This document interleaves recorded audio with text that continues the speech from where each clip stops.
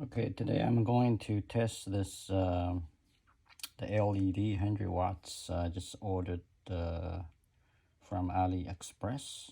I just arrived today, so I'm just going to test it. And it's 100 watts, 110 AC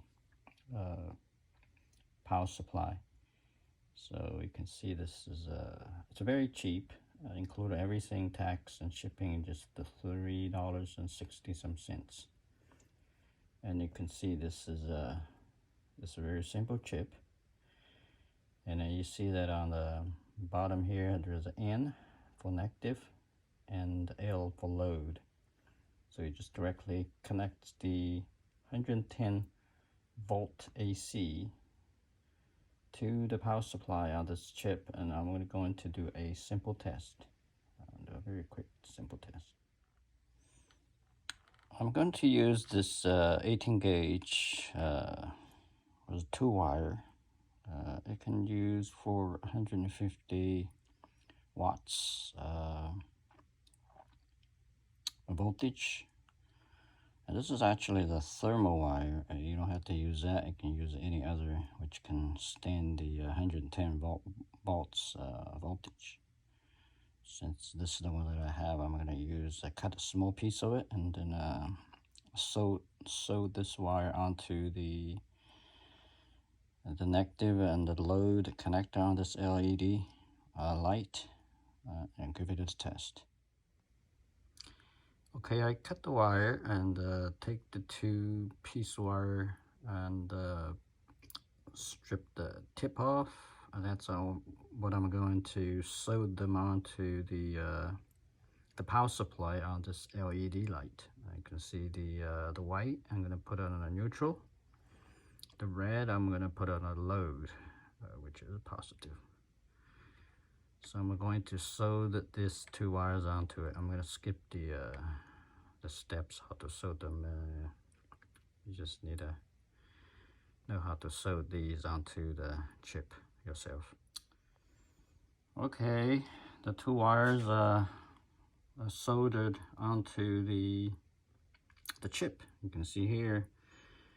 I'm going to put these kind of protective sleeves on there, just for the protection to cover the bare wire. And also find this power cord that I can use. I'm going to use the wire nuts to connect the positive and the negative wires onto this power supply and give it a test.